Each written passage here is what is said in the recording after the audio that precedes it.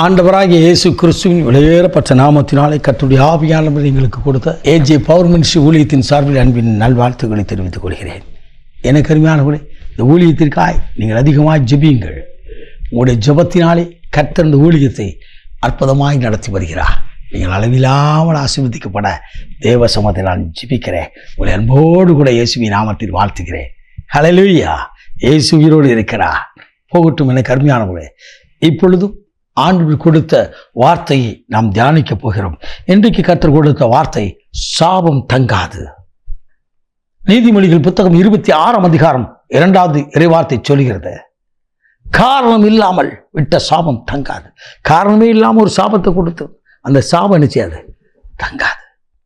உங்களுக்குள்ள எனக்குள்ள. ஏன்னா ஆண்டவராக இயேசு கிறிஸ்து எனக்காக உங்களுக்காக சிலுவையிலே சாபமானார். கலாத்தியர் புத்தகத்தில் வாசிக்கிறோம். ஆம், நம்முடைய சாபங்கள் எல்லாவற்றையும் சிரசில் தூக்கினார். எல்லா சாபமான முள்முடியை சிரசிலே தூக்கி அவர் சிலுவையிலே வெற்றி சிறந்தார். ஆம், எனக்கு அருமையானவளே, இந்த சாபமான முள்முடி எப்போ ஏதேன் தோட்டத்தில் ஆண்டவர் ஆதாமுக்கும் ஏவாளுக்கும் சாபத்தை கொடுத்தாரோ அதுக்கப்புறம் தான் முள்ளும் குறுக்குமாய் உற்பவித்தது, பூமியில் விளைந்தது. ஆகவே தான் ஆண்டவராய் இயேசு தான் கொடுத்த சாபத்தை தானே சிலுவையிலே தன் சிரசிலை தூக்கி சுமந்து அந்த சாபத்தை ஆசீர்வாதமாய் மாற்றினார். எண்ணிக்கை புத்தகம் என்னாகும் புத்தகம் 23:5 வாசிக்கிறோம், சாபம் எல்லாவற்றையும் ஆசீர்வாதமாய் மாற்றுகிற தேவனவர். ஹல்லேலூயா. எனக்கு அருமையானவர்களே, காரணம் இல்லாமல் ஏதோ ஒன்று சொல்லிட்டாங்க, அந்த சாபம் அப்படி இருக்குது.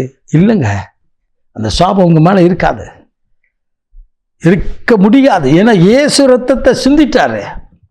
ஒரு முறை கடந்த 3 ஆண்டுகளுக்கு முன்னதாக ஒரு அருமையான குடும்பம் வந்தார்கள். கற்பத்தின் கனிக்காய் கண்ணீரோடு ஜெபித்தார்கள். அவர்கள் விதமாய் சொன்னார்கள், எங்கள் குடும்பத்தில் இந்த மாதிரி ஒரு காரியம் இருக்குது, ஏதோ சாபம் இருக்கிற மாதிரி இருக்குது, அதனால தான் ஜெபம் பண்ணோம், ஆவியில் நேர்ந்து ஜெபிங்கன்னு சொன்னோம். அவங்க வாயாலே துதிக்க வைத்து ஆண்டவரை துதிக்க வச்சு ஆண்டவர் சமூகத்தில் ஜெபிக்க வைத்து வேதத்தை வாசிங்கன்னு சொல்லி அனுப்பினோம். இன்றைக்கு ஆண்டவர் அருமையான ஒரு குழந்தையை கர்த்தர் கொடுத்திருக்கிறார். அல்லேலூயா.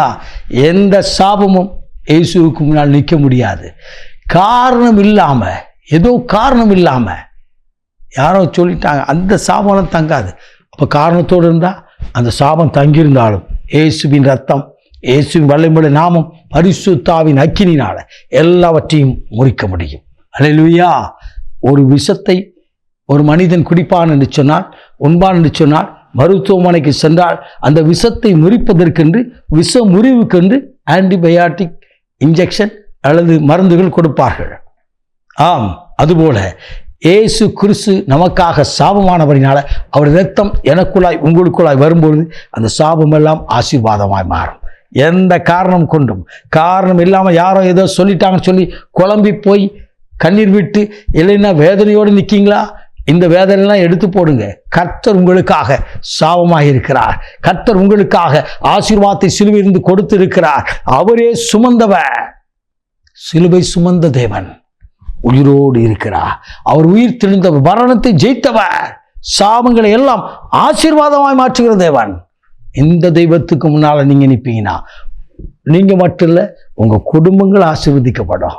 இந்த சாபம் காரியங்கள் எல்லாவற்றையும் வேரோடு ஆண்டவர் பிடிக்க விடுவார். ஹல்லேலூயா. ஹல்லேலூயா. அந்த ஆசீர்வாதம் இன்றைக்கு உங்கள் குடும்பத்துக்கு வருது. நீங்கள் குழம்பி போயிருக்கீங்க, ஏதோ காரணம் இல்லாமல் ஏதோ ஒன்று சொல்லிட்டாங்க. சொன்னவங்க சொல்லிட்டு போயிட்டாங்க, சொன்னவங்க சொல்லட்டும். ஆனால் கர்த்தர் சொல்கிறாரு, எந்த சாபமும் உன் மேலே தங்காது. ஏன்னா என்னுடைய சொந்த ரத்தம் உனக்காக எனக்காக சிந்தி இருக்கிற மகளேன்னு சொல்றார்.